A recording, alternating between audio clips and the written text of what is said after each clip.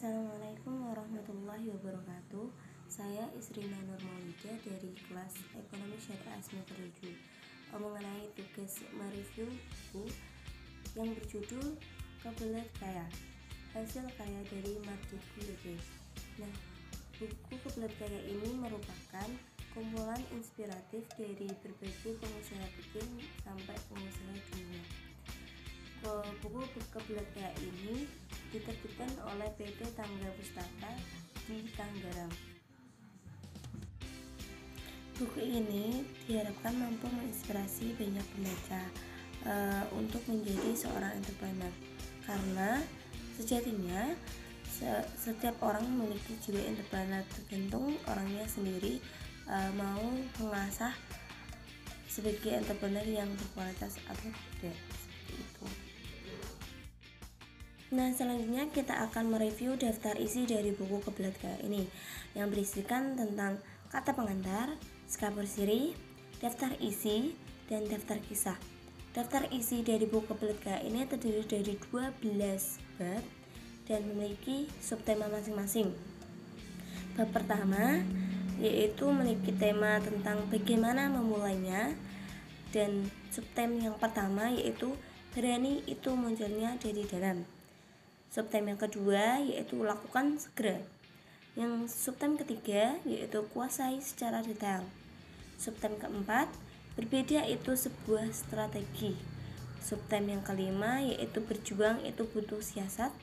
Subtema yang keenam yaitu menaklukkan investor. Oke, kita lanjut ke bab 2. Bagaimana menjadi entrepreneur, itu adalah tema yang diubah dari bab 2. Subtemanya terdiri dari 7, dan yang pertama bermula dari impian.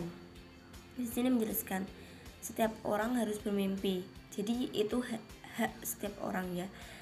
Kita memiliki mimpi dan kewajiban kita adalah mewujudkannya, seperti itu. Yang kedua yaitu lihat kebutuhan sekitar. Subtem yang ketiga, empati membuat kita terlibat. Subtem yang keempat, memberikan nilai tambah. Subtem yang kelima, menjual barang plus manfaatnya. Yang keenam, mewujudkan mimpi pelanggan. Karena menjadi seorang entrepreneur harus tahu apa sih yang dibutuhkan seorang konsumen atau customer ataupun segmentasi yang kita tuju, sehingga kita tahu apa yang menjadi peluang kita dan berpotensi untuk menjadi sebuah usaha, seperti itu. Subtem yang ketujuh, peluang tergantung cara melihatnya. Lanjut ke bab 3, mengangkat tema mengenai membidik pasar. Dari subtema yang pertama yaitu butuh nyali untuk mewujudkan ide. Subtem yang kedua, adrenalin dan seni berutang. Subtem yang ketiga yaitu kejelian menangkap perbedaan. Subtem yang keempat, bangunlah komunitas. Subtem yang kelima, prediksi sebuah fenomena. Subtem yang keenam, komentator yang bukan aktor. Bab 4 mengangkat tema mengenai hati seorang entrepreneur yang memiliki 6 subtema. Yang pertama, belajar sambil mengerjakan. Jadi kita itu nggak perlu lama-lama untuk belajar, karena pada dasarnya menjadi seorang entrepreneur itu kita lakukan, tapi kita juga belajar, seperti itu. Yang kedua yaitu belajar dari kesuksesan. Kita di sini kita belajar sukses itu melalui pengalaman atau kesuksesan orang lain, sehingga kita itu nggak perlu takut karena kita mampu memiliki motivasi atau inspirator, seperti itu. Yang ketiga yaitu mengelola kegagalan. Wajar seorang entrepreneur itu semua entrepreneur sukses di dunia maupun di Indonesia sendiri itu nggak langsung menjadi seorang entrepreneur yang sukses. Jadi dia itu melalui rintangan atau cobaan dari kegagalan-kegagalan itu menjadi seorang yang sukses. Yang keempat yaitu mengelola stres. Yang kelima, fokus pada masalah. Yang keenam, mencari cara terbaik. Seorang entrepreneur harus tahu atau jeli dalam menyelesaikan suatu masalah dan memutuskan masalah tersebut sehingga tidak berlarut-larut. Lanjut ke pola bab 5 yang mengangkat tema mengenai pola pikir entrepreneur yang berisikan 4 subtema. Yang pertama, selalu di pinggir jurang. Yang kedua, manfaatkan risiko. Yang ketiga, cerdas melihat peluang. Yang keempat, jangan cepat puas. Seorang entrepreneur itu tidak boleh cepat puas karena menjadi sukses itu harus memiliki target-target selanjutnya seperti itu. Nah, selanjutnya itu bab 6. Tema yang diangkat yaitu tugas entrepreneur dari memiliki 4 subtema. Yang pertama yaitu kreatif itu berbeda. Jadi seorang entrepreneur kita harus kreatif pastinya karena kita harus memiliki ciri khas. Apa yang menjadi ciri khas usaha kita itu apa dan apa yang menjadi beda sehingga kita mampu mengangkat usaha tersebut di masyarakat atau di pasar hingga terlihat menarik. Yang kedua yaitu mengelola sumber daya. Kita harus mampu memaksimalkan sumber daya yang kita miliki seperti yang ketiga, komunikasi itu seni. Yang keempat, insting kepemimpinan. Menjadi seorang entrepreneur pastinya kita harus memiliki jiwa kepemimpinan yang tinggi sehingga memiliki tanggung jawab dan mampu memiliki memutuskan setiap tindakan yang kita lakukan. Bab ketujuh ini mengangkat mengenai zero prinsip entrepreneur. Yang pertama, mulai dari nol. Banyak orang yang mau berbisnis tetapi terhenti karena alasan modal. Sebenarnya menjadi seorang entrepreneur itu bukan hanya masalah uang, bukan tentang masalah uang. Jadi seorang entrepreneur itu juga harus memiliki keterampilan, jaringan, vendor penyuplai produk, dan masih banyak lagi. Yang kedua yaitu jujur dalam bisnis. Ketika seorang menggenggam kejujuran atau melakukan suatu tindakan banyak. Bab 7 ini mengangkat tema zero prinsip entrepreneur. Yang pertama yaitu mulai dari nol. Banyak orang yang mau berbisnis tetapi terhenti karena alasan modal.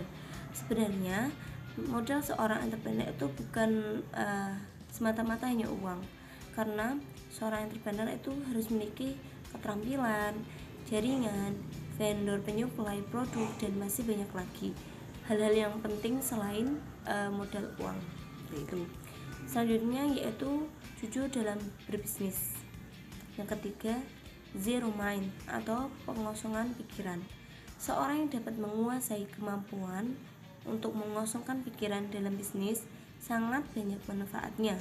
Misalnya ketika menghadapi tantangan, kerumutan, dan terpaan masalah seperti itu.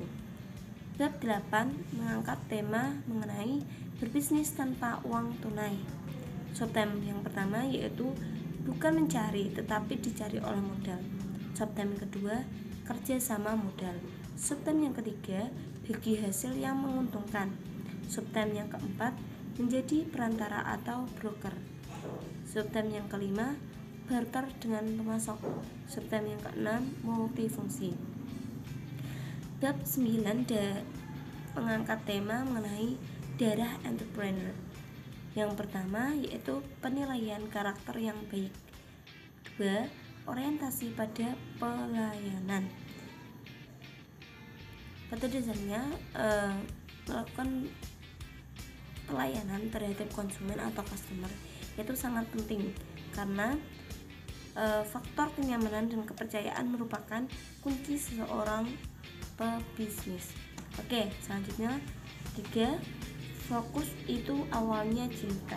Maksudnya di sini menjelaskan untuk dapat fokus kita harus mencintai apa yang kita kerjakan.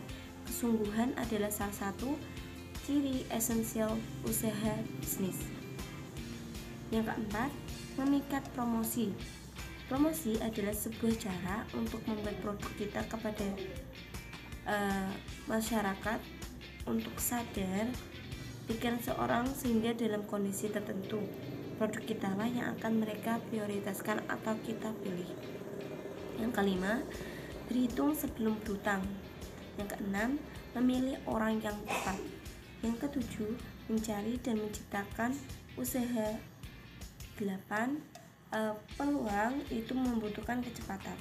Yang ke-9, sosialisasi dan promosi. Yang ke-10, pandangan jauh ke depan. Maksudnya kita itu harus memikirkan jangka panjang dari usaha kita.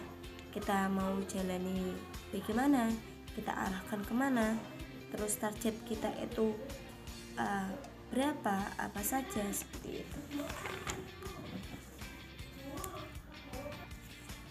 Selanjutnya, tema ke-10 mengangkat tentang aturan main entrepreneur. Memiliki 6 subtema. Yang pertama, berpikir positif. Yang kedua, jangan pelit ilmu. Yang ketiga, fenomena magis. Yang keempat, menjual butuh strategi. Yang kelima, belajarlah dari pengalaman orang lain. Yang keenam, berinvestasilah. Bab ke-11 mengangkat tema mengenai budaya entrepreneur. Yang pertama, belajar dan berikan hal yang terbaik. Yang kedua, sportif, tumbuh dari dalam. Menjadi seorang entrepreneur pastinya akan memiliki pesaing-pesaing di luaran sana. Dan di sini banyak banget entrepreneur yang tidak sportif atau main curang terhadap saingannya di luar. Menjadi seorang entrepreneur harus memiliki jiwa yang sportif sehingga kita itu tidak mudah curang maupun dicurangi, seperti itu. Selanjutnya subtem yang ketiga, menciptakan kader. Yang keempat, berdaya juang.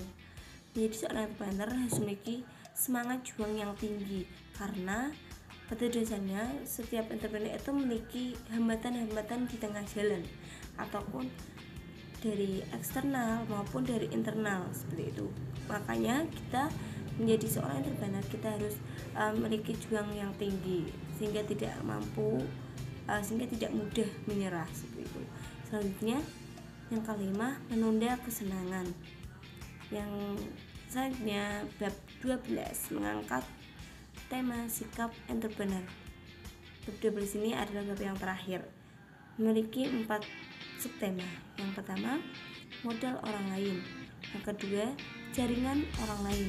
Yang ketiga, tenaga orang lain. Yang keempat, memiliki salesmanship.